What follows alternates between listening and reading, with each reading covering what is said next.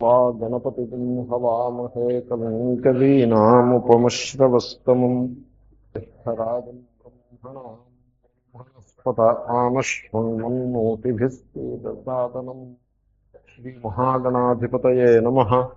सदाशिवसमारम्भां शङ्कराचार्यमध्यमाम् अस्मदाचार्यपर्यन्तां वन्दे गुरुपरम्पराम्।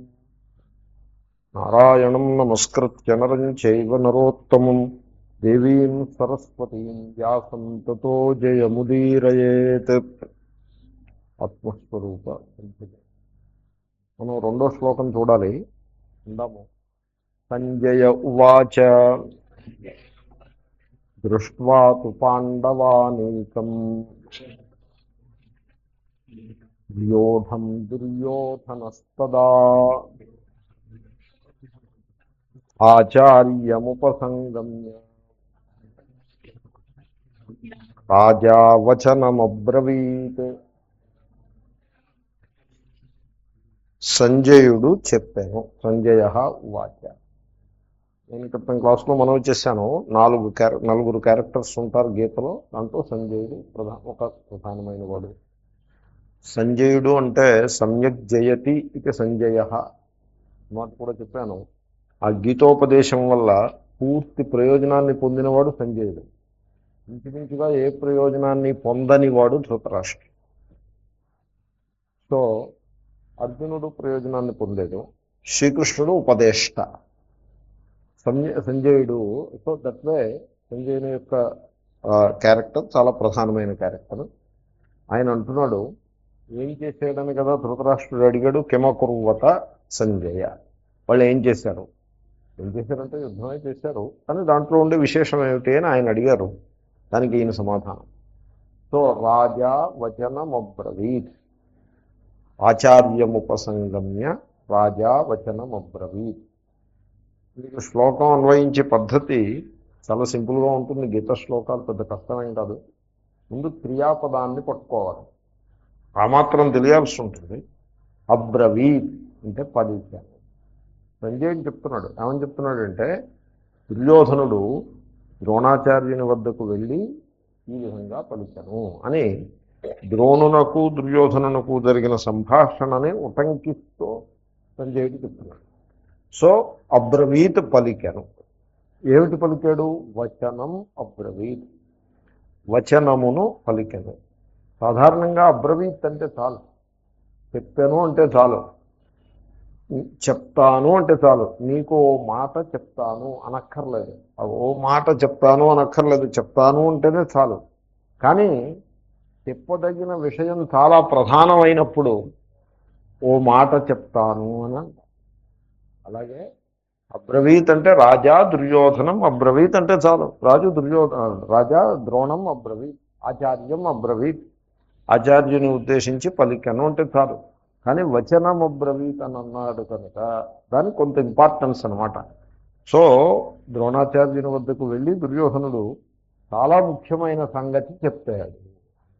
ఆ ముఖ్యమైన సంగతి అనే అర్థం ఆ వచనం అనే పదానికి వస్తుంది. వచనం అబ్రవీత్, వచనమును పలికను. ఎవరు పలికినది? రాజా దుర్యోధన మహారాజు. చిత్రం ఏమిటంటే, రాజు ధృతరాష్ట్రుడు, దుర్యోధనుడు కాదు. దుర్యోధనుడు యువరాజే, కానీ ఫర్ ఆల్ ప్రాక్టికల్ పర్పసెస్ దుర్యోధనుడే రాజుగా వ్యవహరిస్తుంది. ధృతరాష్ట్రుని యొక్క ఇచ్ఛ, ఆయన యొక్క సంకల్పం ప్రకారంగా ఏదీ నడవట్లేదు. ఆయనకే పూర్తిగా విధులు పెట్టేసినట్లయితే ఆయన యుద్ధం లేకుండా చేస్తుంది వాడు పాపం. ఆయన్ని మెడ వంచి యుద్ధంలోకి దింపింది దుర్యోధనుడు. కాబట్టి ఒక రకంగా సంజయుడు ఒక్క పిసరు ఎత్తి పొడుపు మాట దుర్యోధన మహారాజు అంటున్నాడు. వాస్తవంలో దుర్యోధనుడు మహారాజు కాదు, ధృతరాష్ట్ర మహారాజు. అంటే నువ్వు మహారాజు అయినా వాస్తవంలో మహారాజు దుర్యోధనుడే. అందుకోసమే ఈ యుద్ధము వచ్చి పడింది. దుర్యోధనుడికి ఆ స్థితి రాకపోయినట్లయితే, నువ్వే కనుక పరిస్థితిని నీ అదుపులో పెట్టుకుని ఉన్నట్లయితే ఈ యుద్ధమే వచ్చి ఉండేది కాదు సుమా. ఆ విధంగా నీ అధికారాన్ని నీవు పక్కన పెట్టి దాన్ని కోల్పోయి ఒక అయోగ్యుడికే అధికారాన్ని ఆ విధంగా బై డిఫాల్ట్ అంటగట్టినావు, అప్పచెప్పినావు అని ఒక రకమైన సూచన. సో దుర్యోధన రాజా వచనం అబ్రవీత్. ఎప్పుడు? తదా, అప్పుడు. అప్పుడంటే వీళ్ళందరూ యుద్ధం చేయటం కోసం ఆ కురుక్షేత్రంలో ఒక చోటకి చేరారు. ఆ సందర్భంలో ఏం ఏం ఏం చేసి మాట్లాడాడు? రాజావచనం అబ్రవీత్. ఏమి చేసి అంటే ఉపసంగమ్య, దగ్గరకు వెళ్ళి. ఎవరిని? ఆచార్యం ఉపసంగమ్య. నేను ఇంకా పదాలన్నీ మీకు ఒకదాని తర్వాత ఒకటి ఎక్స్ప్లెయిన్ చేస్తున్నా. ఈ శ్లోకాలు అంత పెద్ద ప్రధానమైనవి కాకపోవచ్చు. శ్రీకృష్ణుని ఉపదేశం ఆరంభమైన తర్వాత ప్రతి శ్లోకము చాలా ప్రధానంగా మనం తీసుకోవాల్సి ఉంటుంది. అందుకోసం ఆ పద్ధతి అలవాటు అవుతుందని అలా చెప్తున్నాను. ఆచార్యం ఉపసంగమ్య, ఆచార్యుని వద్దకు వెళ్ళి. ఉప అంటే సమీపమునకు, సంగమ్య వెళ్ళి. ఆచార్యుడు ఎవరంటే ద్రోణాచార్యుడు. ఈ కౌరవులకు పాండవులకు రెండు పక్షాల వాళ్ళకి కూడా ఆచార్యుడు ద్రోణాచార్యుడే. మనకి ఒకప్పుడు అమెరికా వాళ్ళు పాకిస్తాన్కి యుద్ధ విమానాలు యుద్ధ సామగ్రి సప్లై చేసేవారు, మనకి సప్లై చేస్తారు. మనం కొట్టుకుంటూ ఉంటే వాళ్ళు అక్కడ ప్రొడ్యూస్ చేసి అమ్ముతూ ఉంటారు. సో ఆ రకంగా అమెరికాలో హయ్యెస్ట్ ఎక్స్పోర్ట్ ఏమిటో తెలుసునండి? ఆయుధాలు. వాళ్ళ హయ్యెస్ట్ ఎక్స్పోర్ట్ ఆయుధాలు. ఈ బిజినెస్ న్యూస్లోనూ వాటిలోనూ రాదది. ఎందుకంటే అది క్లాసిఫైడ్ ఇన్ఫర్మేషన్ కింద మిగిలిపోతుంది. దాన్ని చెప్పరు.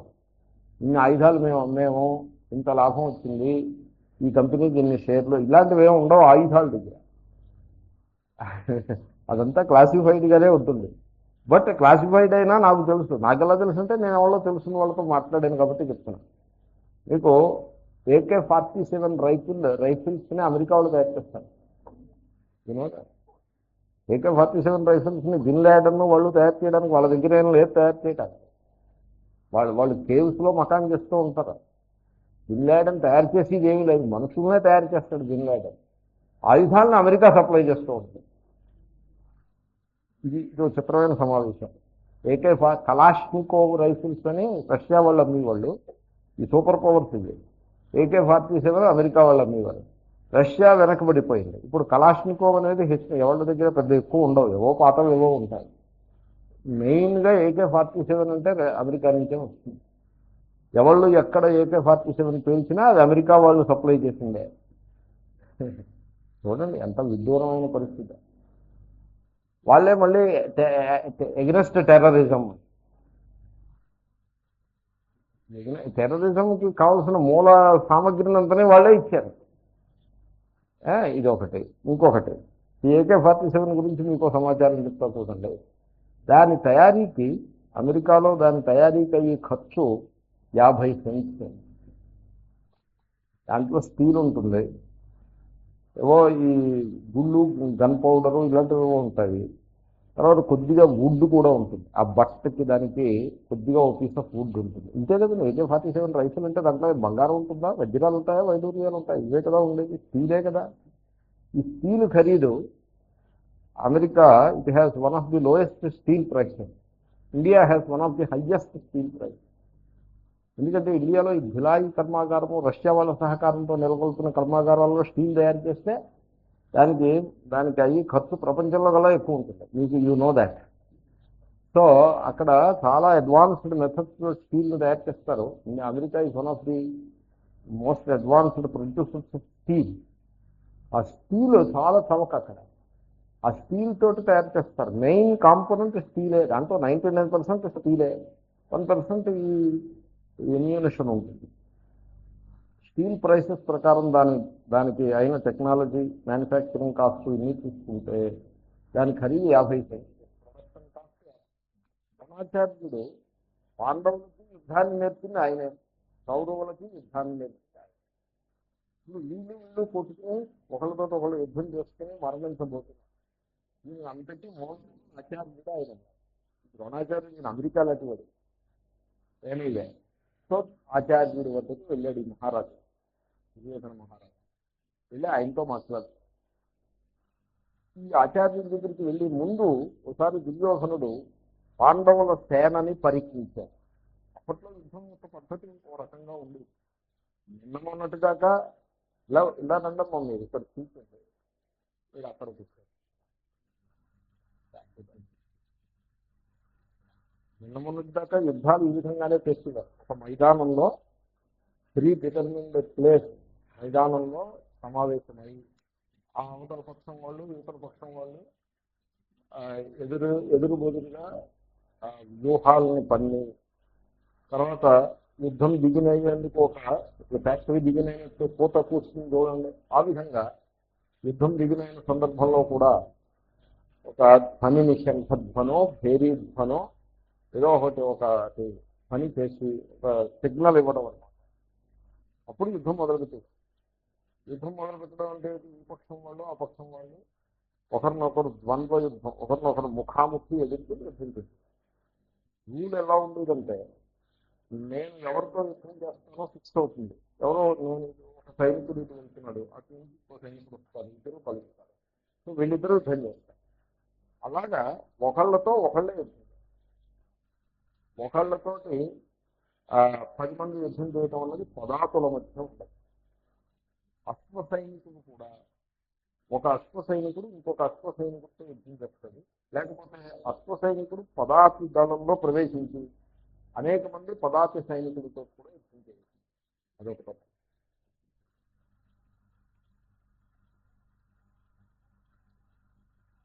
అలాగా సో వన్ అగెన్స్ట్ మెనీ అనే సిస్టమ్ ఉంది. అలాగే ఏనుగు మీద కూర్చుని యుద్ధం చేసేవాడు మరొక అటువంటి సైనికుడితో అటువంటి యోధతో యుద్ధం చేస్తాడు. లేకపోతే పదాతుల్లోకి వెళ్ళినట్లయితే అనేక మంది పదాతులకు ఎగ్నెస్ట్గా ఏకకాలంలో అతను యుద్ధం చేస్తాడు. అనేక మంది పదాతులు కూడా కలిసి ఏకకాలంలో అతని మీద దాడి చేస్తారు.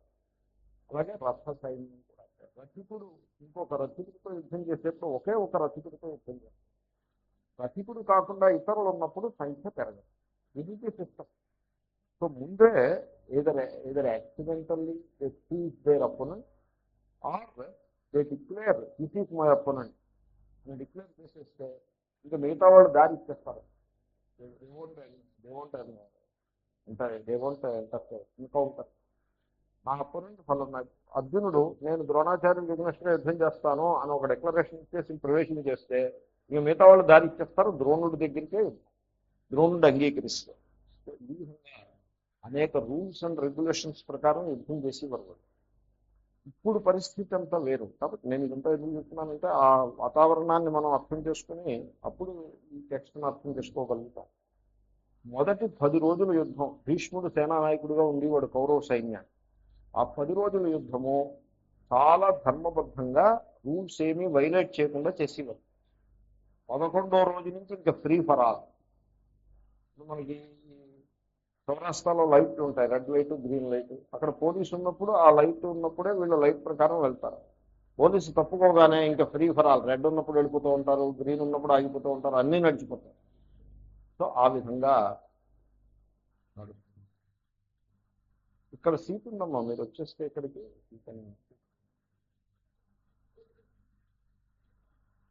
ఇక్కడ కంఫర్టబుల్గా కూర్చోవచ్చు అయితే. సో ఇది పరిస్థితి. కాబట్టి ఇటున్న సైన్యం అటు వాళ్ళకి, అటున్న సైన్యం ఇటు వాళ్ళకి పరిశీలించడానికి దానికి కనపడుతూ స్పష్టంగా క్లియర్గా ఉంటుంది. సో దృష్ట్వాటు పాండవానీకం, అనీకము అంటే సైన్యం, పాండవ అనీకం పాండవుల సైన్యమును దృష్ట్వా చూచి, పాండవుల సైన్యాన్ని చూశాడు. వ్యూహం, వ్యూహం అంటే వ్యూహములో పన్నిన సైన్యం. పన్నుట అంటే సైన్యాన్ని ఉంటే ఒక మాట్లీ క్రౌడ్ కింద, అంటే ఒక హేఫజార్డ్ గుంపు కింద అట్టే పెట్టరు. సైన్యాన్ని 4 రకాల సైనికులు ఉంటారు. పదాతి, అశ్వ, గజ, రథ. ఈ 4 రకాల సైనికులు ఒక మళ్ళీ గ్రూప్స్ ఉంటాయి. ఆర్మీ గ్రూప్ అని, బెటాలియన్ అని, ఇలాగ గ్రూప్స్ కింద ఉంటాయి. సో ఒక్కొక్క గ్రూప్కి ఒక్కొక్క నాయకుడు ఉంటాడు. ఒక వీరుడు అధ్యక్షతన ఆ సైన్యం నడుస్తూ ఉంటుంది. ఇలా రండి, ఇలా కూర్చో, ఇక్కడ కూర్చోవచ్చు, ఆ లోపల ఖాళీ ఉంది. సో అంత ఆర్గనైజ్డ్గా ఉంటుంది. తర్వాత ఈ సైన్యము 11 అక్షౌహిణీలు కౌరవుల వైపు నుండి, 7 అక్షౌహిణీలు పాండవుల వైపు నుండి. 7 అక్షౌహిణీల సైన్యము అంటే చాలా చిన్నది. కౌరవుల సైన్యం కంటే చాలా చిన్నది. 4 అక్షౌహిణీలు తక్కువ. సో కాబట్టి పాండవులు ఏం చేస్తారంటే ఆ సైన్యాన్ని ఒక పద్ధతిలో నిలబెట్టుకుంటారు. మొత్తం సైన్యం అంతా వెళ్ళిపోయి ఒక సమయం సందర్భం లేకుండా ప్లాన్ లేకుండా వెళ్ళిపోయి వాళ్ళ మీద పడిపోయి అలా చేయరు. ఒక పద్ధతిలో ఆ సైన్యాన్ని తయారు చేస్తారు. ఇప్పుడు పక్షులు ఎగురుతూ ఉంటాయి చూడండి, వి ఫార్మేషన్లో ఎగురుతాయి అన్ని. ఒక పక్ష వి ఫార్మేషన్ నుంచి పక్షి జరిగిందనుకోండి, వెంటనే చుట్టుపక్కల పక్షులు దాని మీద వేస్తాయో మరి లేకపోతే అదే తను పొరపాటు చేసేదని తెలుసుకుంటుందో వాట్ ఎవర్ ఇట్ ఈస్, మళ్ళీ వచ్చి ఆ వీలో తన ప్లేస్లో తాను ఫిట్ అయిపోతుంది.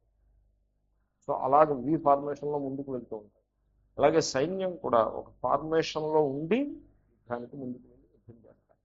ఆ ఫార్మేషన్కి వ్యూహము, వ్యూహం, ఆ విధంగా ఒక వ్యూహంలో దానిని ఆ సైన్యాన్ని నిలబెట్టి ఉంచారు. ఏ వ్యూహం రకరకాల వ్యూహంలో ఉన్నాయి. చక్రం వ్యూహము అంటే చక్రాకారంగా సైన్యం, చక్రాకారంగా అంటే మోరార్లెస్ చక్రాకారంగా, అర్ధచక్రాకారంగా ఉంటుంది. అలాగా ఒక హాఫ్ సర్కిల్ రూపంలో ముందుకు వెళ్తూ ఉంటుంది సైన్యం. పద్మవ్యూహము, పద్మవ్యూహం అనేది మీరు బాగా విన్న పేరు. మధ్యలో అంటే పద్మం యొక్క బొడ్డు ఏది ఉంటుందో దాని స్థానంలో సేనానాయకుడు ఉంటాడు. ఆయన చుట్టూ ఈ దళముల ఆకారంలో సైనికులు నిలబడతారు. సో అవుట్ సైడ్ పెరిమీటర్ ఒకటి ఉంటుంది, దాన్ని భేదిస్తే కానీ మీరు లోపలికి వెళ్ళలేకపోతారు. సో ఆ విధంగా సైన్యాన్ని అనేక వ్యూహాల్లో వేస్తారు. ఇప్పుడు మహాభారతంలో ఇవన్నీ విస్తారంగా లాజిస్టిక్స్ అంటారు. ఆర్ముడ్ ఆర్మీ మూవ్ అయ్యేదాన్ని లాజిస్టిక్స్, ఇదొక సైన్స్. సో ఇది మహాభారతంలో విస్తారంగా వర్ణించారు. ఈ సందర్భంలో ధృష్టద్యుమ్నుడు సేనానాయకుడు పాండవ సైన్యానికి, కౌరవ సైన్యానికి భీష్మాచార్యుడు సేనానాయకుడు. సో పాండవ సైన్యాన్ని ధృష్టద్యుమ్నుడు అర్జునుడిని వాళ్ళని కన్సల్ట్ చేసుకుని మొదటి రోజు యుద్ధానికి ఆరంభానికి ముందు వజ్రం వ్యూహము అనే వ్యూహంలో నిలబెట్టాడు. వజ్రము అంటే పొడుగాటి కత్తి లాంటిది. సో అలా దానికి వజ్రము అని పేరు. కత్తి కత్తి అంటే కత్తిలాగే ఉండదు, but something like a big sword అలా ఉంటుంది. ఓ పిడి ఉంటుంది, ఇలా కొంచెం ప్రొట్రూడ్ అయి ఉంటుంది అక్కడ ఆ పిడికి. ఆ తర్వాత ఇలా పొడుగ్గా ఆ కత్తి ఉంటుందన్నమాట. అది వజ్రాకారంగా ఉంటుంది. ఆ వ్యూహంలో నిలబెట్టారు. ఆ వ్యూహంలో ఎందుకు నిలబెట్టారంటే అటు కౌరవుల సేన చాలా పెద్దది, వీళ్ళ సేన చిన్నది. తమ సేన చిన్నది అని ఆ పెద్ద సైన్యాన్ని చూడగానే వీళ్ళకి మొరేలు దెబ్బతింటుంది. అలా దెబ్బతినకుండా ఉండడం కోసం కౌరవులకి ఇది పెద్ద సైన్యంలా కనపడాలి, వీళ్ళకు కూడా మాది కూడా ఏమంత చిన్నదేమీ కాదు, మాది కూడా పెద్దదే అనే ఒక భావన రావడం కోసం పెద్ద సైన్యం ఉన్నది. అప్పుడప్పుడు ఇక్కడ కర్ణాలో చేస్తూ ఉంటారు కమ్యూనిస్ట్ నాయకులు, వీళ్ళు వాళ్ళు 1000 మంది ఉంటారు. 1000 మందిని అందరినీ కలిపేసి వరుసగా నడిపించేస్తే ఎంత పొడుగు ప్రొసెషన్, రూట్ మార్చ్ అనమాట. రూట్ మార్చ్ ఎంత పొడుగు ఉంటుందంటే 100 గజాలు ఉంటుంది. అలా కాకుండా వాళ్ళు ఏం చేస్తారంటే ఇద్దరిని పెట్టి నడిపిస్తే 2 మైళ్ళ రూట్ మార్చ్ లాగా కనుకుంటుంది. ఉన్నది 1000 మంది అయినా. సో పత్రికల వాళ్ళకి ఏమనిపిస్తుందంటే రూట్ మార్చ్ నడిచింది, వాళ్ళు వాళ్ళు ఒక నడుస్తూ గ్రూపుగా నడుస్తూ వెళ్ళారు. ఆ నడిచి వెళ్ళిన జనం యొక్క సంఖ్య ఎంత పెద్దదంటే 2 మైళ్ళ పొడవున ఊరేగింపు జరిగింది అని రాసుకుందుకు వీలుగా అలా అలా నిలబెడతారు. సో ఆ విధంగా ఈ పాండవులు ఆ పరిస్థితిలో ఉన్నారు. ఎందుకంటే వీళ్ళ సైన్యం చిన్నది కాబట్టి దాన్ని మొదటి రోజున మొరేల్ బాగా మెయింటైన్ చేయడం కోసము వజ్ర వ్యూహంలో పెట్టారు. దాన్ని చూశాడు దుర్యోధన. చూస్తే దుర్యోధనకి కనిపించింది, అమ్మో ఇంత సైన్యం ఉంది ఇది అని అనిపించింది. నిజంగా ఆ వ్యూహం యొక్క పర్పస్ ఆల్రెడీ సర్వ్ అయింది. సో దాన్ని చూసి కొంచెం ఒక్క పిసర ఆయనకి అధైర్యం అనిపించింది. ప్రధానమైన వాళ్ళందరూ నా పక్షానే ఉన్నారు, పెద్ద సైన్యం నాది, పాండవుల పక్షాన ఎవరు లేరు, వాళ్ళది మరీ చిన్న సైన్యం, మనం it will be A walkover for అని అనుకున్నాడు. అని వాస్తవంలో ఆ సైన్యాన్ని చూస్తే మళ్ళీ డౌట్ వచ్చింది. ఇదేం వాకోవర్లా ఏమి ఉన్నట్లేదు, ఇది చాలా పెద్దదిగా కనపడుతుంది. ఈ సైన్యము చాలా పకడ్బందీగా వ్యూహంలో నిలబడి ఉన్నది, చాలా పొడుగ్గా ఎంతకో పొడుగ్గా ఉన్నట్టు అనిపిస్తుంది అని దుర్యోధనుడు కంగారు పడి ఒకసారి ధైర్యాన్ని చిక్కబట్టుకుంది కోసమని ఆచార్యుడు, ద్రోణాచార్యుడు, అసలు సేనాధ్యక్షుడు భీష్మాచార్యుడు, ద్రోణుడు కాదు. భీష్ముడి దగ్గరికి వెళ్ళొచ్చు కదా, ద్రోణుడి దగ్గరికి ఎందుకు రావడం అంటే భీష్ముడు సేనాధ్యక్షుడిగా చేసాడే కానీ ఆయనకి భీష్ముడి మీద నమ్మకం లేదు. ఇలాంటి పరిస్థితులు కూడా ఉంటాయి. హిస్టారికల్గా నా సమాచారం కరెక్టో కాదో నాకు తెలియదు, కానీ నెహ్రూ గారికి సైన్యాధ్యక్షుడికి అస్సలు నమ్మకాలు ఉండేవి కావు వాళ్ళ మీద. మన సైన్యం చైనా యుద్ధం సమయంలో కరియప్ప వాళ్ళు ఉండేవారు. బ్రిగేడియర్ దాల్మియా అని ఒకడు ఆయన ఉండేవాడు. ఆయన కూడా అనేవాడు, use to bitterly criticise Nehru. So సేనా సేనాపతులకి మహారాజుకి సత్సంబంధాలు అన్ని సందర్భాల్లో ఉంటాయని మీరు అనుకోవచ్చు. మొన్న సద్దాం హుస్సేన్ యొక్క రిపబ్లికన్ గార్డు ఉంది చూడండి, దాని అధ్యక్షుడు రిపబ్లికన్ గార్డుని యుద్ధంలోకి దించటానికి నిరాకరించాడు. సద్దాం హుస్సేన్ ఎంతో ప్రయత్నం చేశాడు రిపబ్లికన్ గార్డు తోటి బాగ్దాద్ సరిహద్దులలో అమెరికన్ సైన్యాన్ని నిలువరించడానికి ఎంతో ప్రయత్నం చేశాడు. రిపబ్లికన్ గార్డ్ అతనికి ఉన్న పెద్ద బలం రిపబ్లికన్ గార్డే. కానీ ఆ రిపబ్లికన్ గార్డ్ యొక్క అధ్యక్షుడు ఎవడైతే ఉన్నాడో army head, they refused to commit the republican guard because American fire power ముందు మేము నిలబడలేము, ఈ యుద్ధం మేము చేయలేము, నీకు ధైర్యం ఉంటే నువ్వు యుద్ధం చేసుకో, మేమైతే యుద్ధం చేయట్లేదని వాళ్ళేమో ఆర్మీ యూనిఫామ్స్ తీసేసి మామూలు సివిలియన్ డ్రెస్సులు వేసేసుకుని ఇళ్లలో కూర్చున్నారు. అప్పుడు సద్దాం హుస్సేన్ పాపం అంటే పాపం ఏం కాదు. So I not support for Saddam Hussain. So అతను ఏం చేసేదంటే చాలా డిప్రెస్ అయిపోయి నన్ను ద్రోహం చేశారు వీళ్ళని చెప్పేసి అతను పారిపోయాడు. ఆ తర్వాత దొరికిపోయాడు అనుకోండి. సో ఆ విధంగా అన్ని సందర్భాల్లోనూ హెడ్ ఆఫ్ ది స్టేట్కి ఆర్మ్డ్ ఫోర్సెస్కి గుడ్ రిలేషన్స్ ఉంటాయని మీరు అనుకోద్దు. అన్ని సందర్భాల్లో ఉండవు, కొన్ని సందర్భాల్లో ఉంటాయి. ముషరఫ్ చీఫ్ ఆఫ్ ఆర్మీగా ఉన్నప్పుడు నవాజ్ షరీఫ్ని లెక్క చేసేవాడు కాదు, యు నో దాట్. సో వెరాజ్ ఇండియన్ సొసైటీ సంవాట్ వాజ్పేయి గారికి వాళ్ళు పూర్తిగా ఇంటి చేతుల్లో ఉంటారు. That is the difference. అలా ఉంది పాండవ సైన్యం, కానీ దుర్యోధన సైన్యం అలా లేదు. భీష్ముడు సేనాధ్యక్షుడు అయ్యాడే కానీ దుర్యోధనుడికి ఆయన మీద నమ్మకం ఉండేది. భీష్ముడు పాండవ పక్షపాతి అని ఆయనకి పెద్ద నమ్మకంగా ఉంది.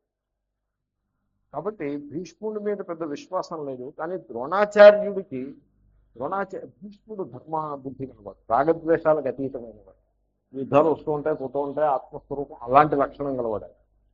అంత యుద్ధం అయితే చేసాడే కానీ స్వధర్మం అనే భావంతో వేషం లేకుండా యుద్ధం చేశాడు. కానీ ద్రోణాచార్యుడు తో బ్రాహ్మణుడే అయినా యుద్ధం చేయాల్సిన సందర్భం ఆయనకి లేదు, అసలు ఆయనకు అనవసరమైన యుద్ధం. అలాంటి వాడు ఆ రాగద్వేషాలకు లోనై ఆ యుద్ధంలో దిగాడు, దుర్యోధనుడికి సంతోషాన్ని కలిగించడం. తర్వాత ద్రోణాచార్యుడికి he has his own intense dislikes అన్నారు. సో ఆ పాండవ పక్షంలో ద్రుపదుడు ఉన్నాడు. ద్రోణాచార్యుడు యొక్క శత్రువు ద్రుపదుడు ఒక సేనాపతి, ఒక ఆర్మీ గ్రూప్కి హెడ్ అయిన. ద్రుపదుడి కొడుకు ధృష్టద్యుమ్నుడు సర్వసేనాధ్యక్షుడు. సో ద్రోణాచార్యుడికి ఆ పేర్లు చెప్తే, అదిగో ఆ ధృష్టద్యుమ్నుడు, ఆ ద్రుపదుడు నా పేర్లు చెప్తే ఆయనలో ఉన్నటువంటి ద్వేషభావం రగులుకుంది. తర్వాత పాండవులని నిజంగా నిలువరించగలిగిన వాళ్ళు భీష్ముడు, ద్రోణుడే. కర్ణుడు యుద్ధంలో లేడు ప్రస్తుతం. కర్ణుడు 10 రోజుల తర్వాతే వస్తాడు, కోపం వచ్చి వెళ్ళిపోతాడు కర్ణుడు. సో ఈ దీంట్లో భీష్ముడి కంటే ద్రోణుడి వైపు ఇతని యొక్క మనస్సు మొగ్గు ఎక్కువ. అందుకోసం ద్రోణాచార్యుడి వెళ్ళి ఆయనతో మాట్లాడారు. తర్వాత సైన్యాలకి ఇటో సైన్యం అటో సైన్యం ఉన్నప్పుడు చాలా భేదాలు కొన్ని కనపడతాయి. ఒకటి, పాండవ సైన్యంలో మతభేదము లేదు. ఇప్పుడు ఆ మాట చెప్పాను నేను. వాళ్ళలో వాళ్ళకి దెబ్బలాట్లు, మతభేదాలు లేవు. అంతా యునైటెడ్గా వాళ్ళు నిలబడి యుద్ధం చేయటానికి పనిచేస్తున్నారు. కౌరవ సైన్యంలో పరిస్థితి వస్తారు. కౌరవ సైన్యంలో మతభేదాలు చాలా ఉన్నాయి. భీష్ముడు యుద్ధం చేస్తున్నాడే కానీ ఆయన మనస్సు ఇంకోతో. ద్రోణుడు కూడా somehow he's doing, he's also not sure. కర్ణుడు లేనే లేడు. దెబ్బలాట వచ్చేసి ఫస్ట్ డేనే కర్ణుడు వాక్ ఓవర్. జగ్జీవన్ గారు పార్టీ వెళ్ళిపోయినట్టుగా కర్ణుడు ఫస్ట్ డేనే వెళ్ళిపోయాడు. సో ఈ విధంగా అనేక మతభేదాలు, వాళ్ళలో వాళ్ళు దెబ్బలాడుకుంటూ ఉంటారు. గ్రూప్స్ కింద ఫార్మ్ అయిపోయి. ఈనాడు మన ఈ ఎలక్షన్ యుద్ధంలో కూడా ఇదే పరిస్థితి మనకు కనపడుతుంది ఓ పక్షం. సో మతభేదాలు ఎక్కువగా ఉన్నాయి కౌరవ పక్షం. పాండవ పక్షంలో మతభేదము లేదు. వాళ్ళు ఒక్క త్రాటిపై, ఒక్క మాటపై నిలిచి ఒక్క విషంతో వాళ్ళు యుద్ధం చేస్తారు. అదొక తేడా. రెండవది, కౌరవుల సైన్యం పెద్దదే అయినా ఈశ్వరుని అనుగ్రహం వాళ్ళకి లేదు. God is not on the side of Kauravas. God is on the side of Pandava. అది హౌ డు యు నో అని మీరంటే, ఎందుకంటే ఇప్పుడు ఈ ఫుట్బాల్ మ్యాచ్, ఫైనల్ ఫుట్బాల్ మ్యాచ్లో బ్రెజిల్ వర్సెస్ ఫ్రాన్స్ ఏదో అయింది కదా. ఇప్పుడు బ్రెజిల్ నెగ్గింది. బ్రెజిల్, ఇంగ్లాండ్ బ్రెజిల్ అనమాట. బ్రెజిల్ నెగ్గితే వాళ్ళు ఏమన్నారంటే గాడ్ ఈజ్ బ్రెజిలియన్ అని అన్నారు. ఇంగ్లాండ్ వాళ్ళ స్టేట్మెంట్ ఏంటంటే God is Brazilian, that is their statement.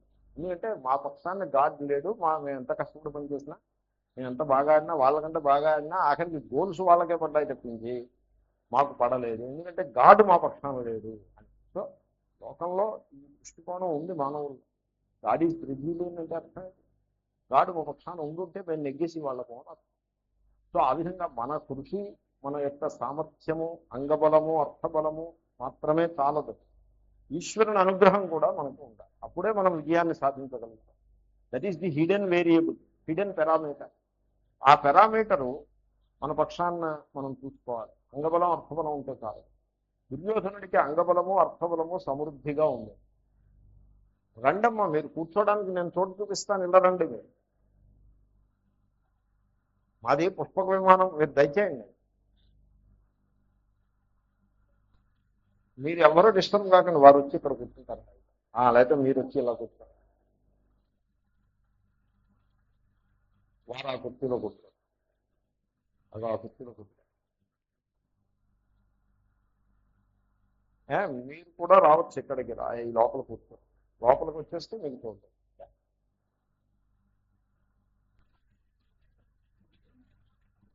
So అంగబలము, అర్థబలము ఉన్నంత మాత్రాన యుద్ధంలో, సంగ్రామంలో విజయాన్ని సాధించుట అనే నిర్ణయం, అనే నిశ్చయం ఏం లేదు. అంగబలం, అర్థబలం ఉన్నా అంతవరకు అవసరమైంది. కానీ వాటితో పాటుగా ఈశ్వరుని అనుగ్రహం కూడా మనకు, అప్పుడు మాత్రమే మనకి విజయం. సో మత భేదాలు లేకుండా అందరూ కలిసి పనిచేయాలి. అందరూ ఒకే మాట మీద నిలబడి ఒకే లక్ష్యం కోసం కష్టపడి పనిచేయాలి. వీళ్ళలో వీళ్ళు దెబ్బలాడుకోకూడదు. గవాస్కరు, కపిల్ దేవ్ గారు అలా దెబ్బలాడుకుంటుంటే ఆ టీము అభివృద్ధికి రాదు. సో పాండవులందరూ ఒక్క మాట మీద ఉండేవారు. నెంబర్ 1. కౌరవుల్లో మతభేదాలు చాలా ఉన్నాయి. దెన్ పాండవుల పక్షాన ఈశ్వరానుగ్రహం. నిజానికి ఈశ్వరుడే వాళ్ళ పక్షాన, శ్రీకృష్ణుడే వాళ్ళ పక్షాన ఉన్నాడు. వాళ్ళ తరఫున యుద్ధం చేయడు, కానీ వాళ్ళ పక్షాన మాత్రం. So that is the secret. కాబట్టి యుద్ధం మనమే చేయాలి. జీవితంలో కూడా దేవుడు వచ్చి మన పక్షాన యుద్ధం చేయడు, యుద్ధం మనమే చేయాలి. కానీ మనం ధర్మంగా జీవిస్తూ, ధర్మం కోసం మనం కష్టపడుతూ ఉంటే దేవుడు మన పక్షాన ఉండి తన ఆశీర్వచనాన్ని ఇస్తాడు. That hidden parameter will be taken care of by Ishwara. ఇది ఈ విధంగా ఆ మహాభారత సంగ్రామం ఉన్నదే, అది ప్రతి అంశంలోనూ కూడా జీవితంతో అన్వయిస్తూ ఉంటుంది. మెటఫర్ అంటారు, total metaphor. Every aspect of that battle applies to day to day human life. ఈ అంశాలన్నీ దృష్ట్వాతు పాండవానేకం యోధం దుర్యోధనస్తదా ఆచార్య ఉపసంగమ్య రాజా వచనమబ్ది. దీనికి అన్వయం చూడండి. తదా అంటే అప్పుడు, దుర్యోధన రాజా, దుర్యోధన మహారాజు, వ్యూహం పాండవానేకం దృష్ట్వా, వ్యూహములో నిలిచి ఉన్న పాండవుల సేనను చూసి, ఆచార్యం ఉపసంగమ్య, ఆచార్యుడు అయిన ద్రోణాచార్యుడు వచ్చి వచనం అబ్రవీత్, ఈ మాటను పలికారు. Very simple. శ్లోకం అనేసిద్దాం ఒకసారి. దృష్ట్వాతు పాండవానేకం వ్యూహం దుర్యోధనస్తదా ఆచార్యముపసంగమ్య రాజా వచనమబ్రవీత్. తర్వాత శ్లోకం. పశ్యైతాం పాండుపుత్రాణాం ఆచార్య మహతీం చము వ్యూహాం ద్రుపదపుత్రేణ తవ శిష్యేణ ధీమత. పశ్య అంటున్నాడు. పశ్య అంటే చూడుము, ఏకవచన సంబోధనం. చూడుము, చూడు. సాధారణంగా ఆచార్యుని వద్దకు వచ్చి చూడు అనకూడదు, చూడండి అనాలి. తర్వాత పశ్య అన్నది లోట్ మధ్యమ పురుష ఏకవచనం. అంటే ఆదేశాన్ని, అంటే ఒక ఆర్డర్ని జారీ చేసే సందర్భంలో పశ్య అని వాడతారు. సో దుర్యోధనుడు వచ్చింది ఆచార్యుడి దగ్గరికి అయినా ఒక శిష్యునిగా రాలేదు, ఆదేశాలను జారీ చేసే ఒక రాజుగా వచ్చాడు. రాజ్యాధికారం అంతా తన చేతిలో పెట్టుకుని ఉన్నాడు. సో ఎందుకంటే ప్రవృత్తి అనవసరం. ప్రభుత్వంతో మాట్లాడేప్పుడు అయ్యా తమరు దయచేసి చూస్తే బాగుంటుంది అని చెప్పాలి, కానీ చూడు అటుకేసి చూడు అని అలాగా ఆ పదప్రయోగం బాగుండేది. అది కొంచెం అవివేకము, ఆ అహంకారాన్ని సూచిస్తుంది. దుర్యోధనుడు అంటే చాలా అహంకారం, అది చాలా తప్పుడు. అన్ని క్వాలిఫికేషన్స్ అన్నీ ఉన్నాయి. మంచి యుద్ధరంగంలో సమర్థుడు, రాజ్యాన్ని కూడా బాగానే పాలించేవాడు, రాజనీతి అది కూడా బాగా తెలుసు, కానీ దురహంకారం. సో తాను పట్టిన కుందేటికి మూడే కాళ్ళు అనే లెక్కలో మంచి అందరూ అతనికి నచ్చజెప్పే ప్రయత్నం చేశారు. పాండవులతో యుద్ధం వద్దయా, వాళ్ళతో విరోధం వద్దు, పాండవులతో స్నేహంగా ఉంటేనే పోతుంది, మనకి కడుపులో చల్ల కదలకుండా హాయిగా ఉండొచ్చు, వాళ్ళకి నువ్వు రాజ్యం అంతా సమర్పించేయక్కర్లేదు, వాళ్ళతో స్నేహంగా ఉండాలంటే వాళ్ళకి మన రాజ్యంలో మూల ఎక్కడో ఓ మూల, ఓ 4 గ్రామాల వాళ్ళకి ఇచ్చి ఇది మీ రాజ్యం రా బాబు, మీ పంటాలు మీరు పడండి అని ఏదైనా ఆర్టిస్ట్ ఎక్కడికో తోలేస్తే వాళ్ళు అక్కడ పడుంటారు. సరిపడుతుంది, మొత్తం మొత్తం రాజ్యం అంతా మనమే పాలించుకోవచ్చు అని ఎంతో నచ్చజెప్పి ప్రయత్నం చేస్తే దానికి కూడా అతను వెళ్ళాడు. కేవలము దాంట్లో ఇంకా రాజనీతి లేదు, తన దురహంకారమే ఉన్నది. సో మనిషి ఇప్పుడు అలా ఉండకూడదు, కొంచెం ఈ ధోరణిలో ఉండాలి, కానీ అంత మూర్ఖంగా ఉండకూడదు. దుర్యోధనులో ఉన్నటువంటి పెద్ద దోషం. తర్వాత ఆ దురహంకారము ప్రతి స్టెప్లోనూ మనకి అది కనబడుతూ ఉంటుంది.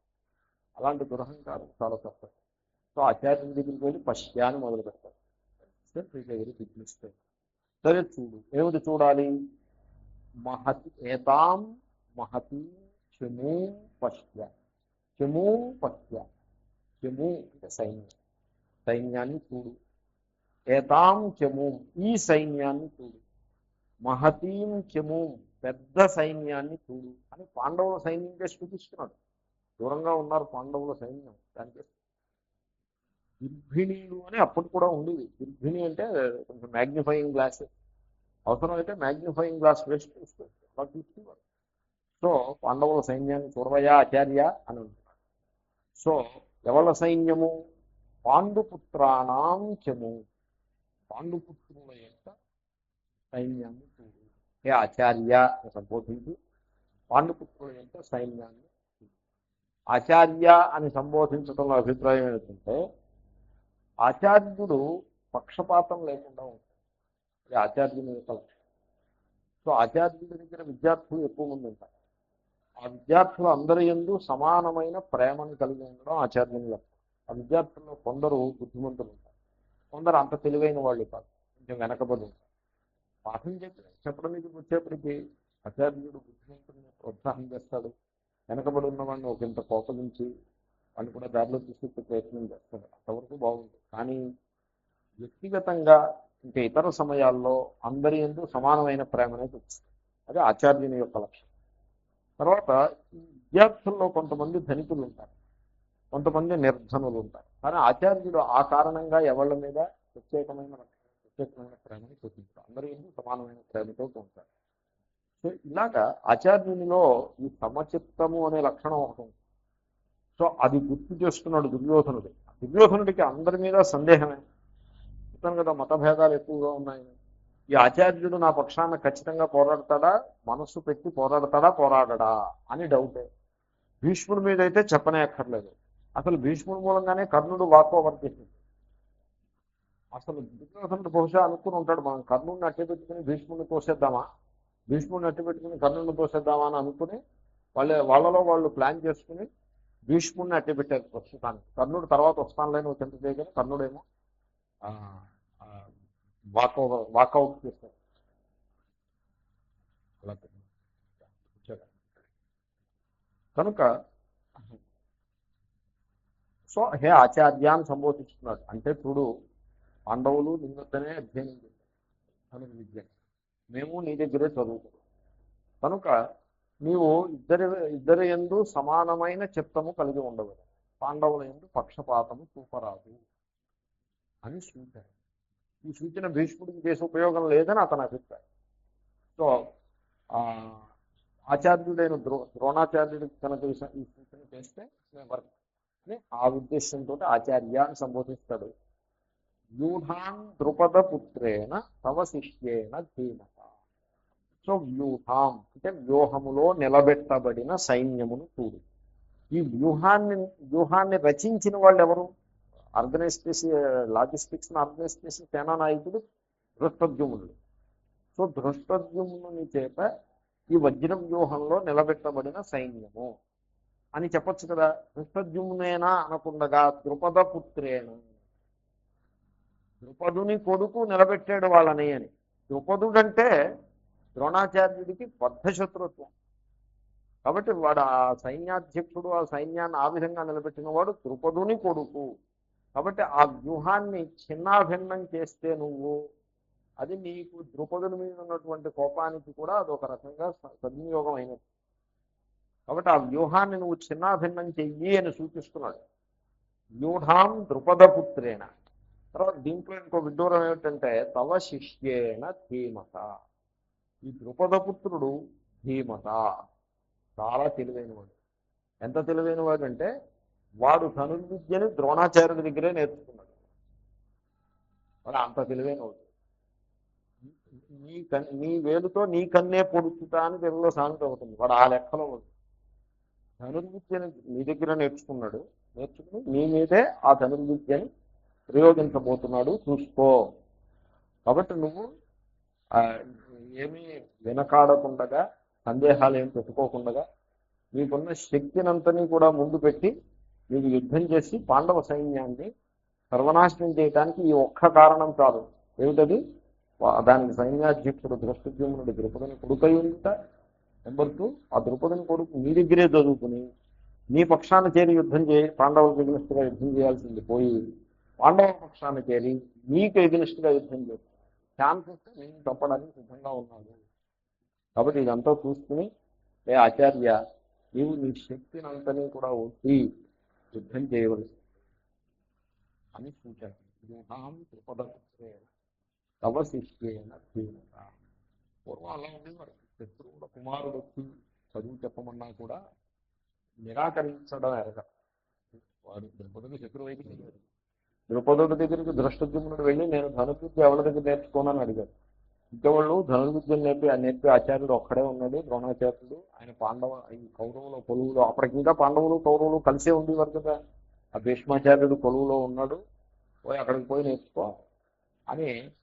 ఇది ఎలాగంటే పాకిస్తానీ వాళ్ళు వచ్చి మన ఎయిర్ ఫోర్స్ కాలేజీలో చేరి చదివారు.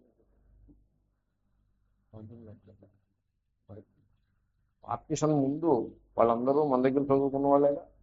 పార్టీషన్ నాకు వైపు వెళ్ళిపోయి ఆ తుపాకులతో మన మీద పేరు చేసి అలా చేశారు. ఎందుకంటే 47లో స్వాతంత్ర్యం వస్తూనే యుద్ధం ప్రారంభం. అక్కడ కాశ్మీర్లో సగభాగం ఆక్రమింది. వాళ్ళందరూ ఇక్కడ తయారైన వాళ్ళేగా.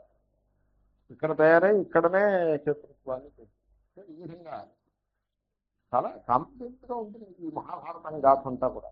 అన్ని so many complications. Anyway, so నీ శిష్యుడేనయ్యా బాబు, అయినా సేనాధ్యక్షుడు ఉన్నాడే నీ శిష్యుడే, మీ దగ్గరే అధ్యయనం చేసి ఇప్పుడు మన మీదకి వచ్చాడు. కాబట్టి వాడిని నిలబెట్టిన మహానుభావుడు కూడా నువ్వే. కాబట్టి అట్లీస్ట్ ఆ కారణంగానైనా వాడిని సంహారం చేసి నీవు మన పక్షాన్ని గెలిపిస్తాను. శ్లోకముందాము. పశ్యైతాం పాండుపుత్రాణం ఆచార్య మహతీం చము యూఢాం ద్రుపదపుత్రేణ తవ శిష్యేణ ధీమత.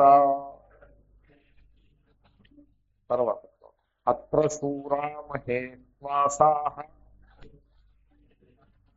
భీమార్జున సమాయుధి యుయుధానో విరాటశ్చ ద్రుపదశ్చ మహారథః.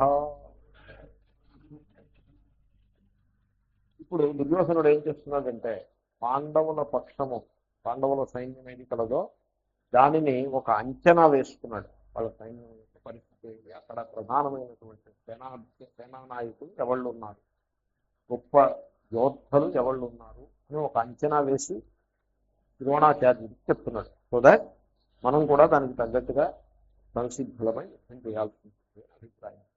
సో అత్ర శూరాహ, అత్ర అంటే ఈ పాండవుల సైన్యమునందు శూరాహ గొప్ప పరాక్రమము గలవారు ఉన్నారు. మహేశ్వాస, ఆ రోజుల్లో యుద్ధం చేయటంలో కత్తితో యుద్ధం చేసేవాళ్ళు, గదతో యుద్ధం చేసేవాళ్ళు, ఇలాగ అనేక రకాల ఆయుధాలతో యుద్ధాలు చేసేవారు. కానీ ధనుర్బాణములు ప్రధానమైన ఆయుధంగా ఉంది. ధనస్సు బాణము. ఇషు అంటే బాణము. ఇషు ఆస, బాణం కూర్చునేది. ఇషు ఆస, ఆస అంటే కూర్చోడు. బాణం ఎక్కడ కూర్చుంటుంది? ధనస్సులో కూర్చుంటుంది. కాబట్టి విశ్వాసము అంటే ధనస్సు. సో ధనస్సు, బాణములు, ధనుర్బాణములు ఇవి ప్రధానమైనటువంటి ఆయుధాలు. సో గదా కత్తి ఉందనుకోండి, మన చేతితో పట్టుకునే అలా చేతితో పట్టుకునే యుద్ధం చేయాలి.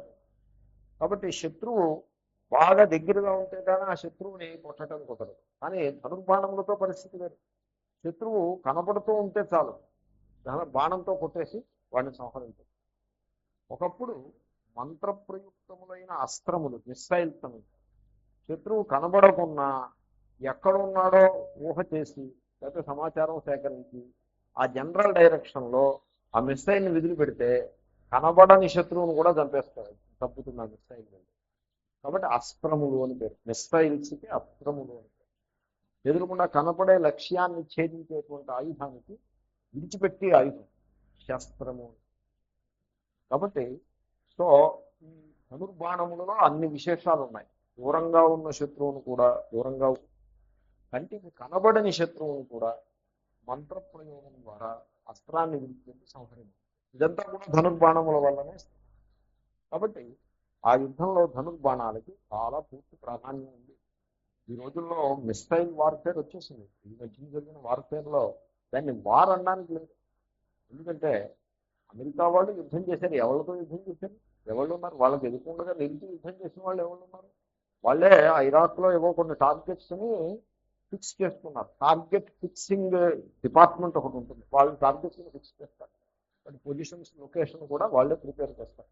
ప్రిపేర్ చేసి ఆ లిస్టు, ఈ రోజు మీరు ఈ టార్గెట్ల మీద బాంబులు వేసుకోండి అని లిస్టు. ఆ లిస్టు ప్రకారం వీళ్ళు బాంబులు వేసేస్తారు. ఆ రోజు పని అయిపోయింది. యుద్ధం చేయడానికి ఎవరు లేరు అక్కడ. ఇరాక్ ఊరికే పేరే కానీ యుద్ధం ఏమిటి? అక్కడ ఏమి యుద్ధం అయింది? There is no war. There is only one sided one sided bombardment ఓన్లీ నడిచింది. ఆ రకంగా వీళ్ళు కూడా ఎక్కడి నుంచి వేసేవారు ఈ మిస్సైల్స్? సముద్ర గర్భంలో, సముద్రం అడుగున కొన్ని సబ్మరైన్స్ కూర్చుని ఉంటాయి. వీళ్ళు ఈ షార్జా దగ్గర ఎక్కడో వీళ్ళతో సెంటర్ ఒకటి ఉంది. ఆ సెంటర్లో టార్గెట్స్ అన్ని ఫిక్స్ చేసేవారు. అవి ఆ సబ్మరీన్లో ఉన్నటువంటి కమాండర్కి ఆ టార్గెట్స్ని వీళ్ళు పంపించేవారు ఎలక్ట్రానికల్గా. వాడు ఆ సబ్మరీన్లో కూర్చుని ఆ టార్గెట్స్ అన్నింటికి మిస్సైల్స్ ఫిక్స్ చేసి ఒకదాని తర్వాత ఒకటి బటన్లు నొక్కుంటూ పోతారు. అది బటన్ నొక్కగా టార్గెటింగ్ అంతా చేసి అంతా మొత్తం ఎవ్రీథింగ్ ఫిక్స్ చేసుకోవాల్సి ఉంటుంది. ఏ సైజు బాంబు ఫిక్స్ చేయాలి, దాని డైరెక్షన్, లాంగిట్యూడ్ ఏది, లాటిట్యూడ్ ఏది, ఎంత వెలాసిటీ, ఎంత ప్రాజెక్టైల్, ఈ సమాచారం అంతా దాంట్లో అంతా కంప్యూటరైజ్డే. కంప్యూటర్లో ఫీడ్ చేసి కంప్యూటర్ సిస్టమ్ రెడీ అని చెప్తుంది. రెడీ అనగానే మళ్ళీ మౌస్ తోటి ఫైర్ అనే చోట క్లిక్ చేయాలి.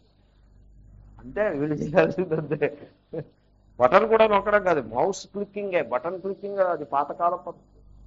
ఇప్పుడు మౌస్నే క్లిక్ చేయాలి. ఫైర్ అనే చోట ఆ యారో పెట్టి క్లిక్ చేసిన వెంటనే అంతే కంప్యూటర్ ఆర్డర్స్ జారీ చేస్తుంది. ఇక్కడ సిలోస్, సైలోస్ మిసైల్స్ అవి వాటిల్లో ఆ మిసైల్ అలా ఓపెన్ అవుతుంది. డోర్ మిసైల్ పైకి వేస్తుంది. ఎక్కడికి వేస్తుంది? నీళ్ళలోకి వేస్తుంది. ఆ నీళ్ళలో మైల్ లోతులో ఉంటుంది సబ్మరీన్. ఆ మైలు నీళ్ళని ఛేదించుకుని అంతరిక్షంలోకి వస్తుంది. అంతరిక్షంలోకి వచ్చి అప్పుడు ప్రాజెక్షన్ ఫిక్స్ అవుతుంది. ఫిక్స్ అయ్యి ఫలానా బిల్డింగ్ మీద వేయమంటే ఆ బిల్డింగ్ 500 మైళ్ళ దూరంలో ఉంటుంది. విత్ ఇన్ 5 feet యాక్యురసీలో ఆ బిల్డింగ్ మీద పడుతుంది బాంబు. Huge bomb.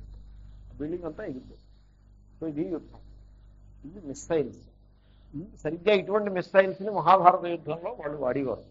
వాటికి అస్త్రములు. సిమిలర్ రేంజ్ అది తక్కువ ఉండొచ్చు, సంథింగ్ సిమిలర్. సో ఈ ఈ రకమైన యుద్ధానికంతకీ మూలము ధనుర్బాణము. సో ధనుర్బాణములను వినియోగించి యుద్ధం చేయటంలో చాలా సామర్థ్యం కలిగిన శూరులు మహేశ్వాసాహ శూరా అత్ర. అలాంటి ధనుర్బాణ యుద్ధంలో ధనుర్విద్యలో ఆరితేరిన మహావీరులు ఈ పాండవ సైన్యంలో ఉన్నారు. ఎలాంటి వాళ్ళు అంటే వాళ్ళకి పోలిక, మళ్ళీ వాళ్ళలోనే వాళ్ళకి పోలిక. భీమార్జున సమాహ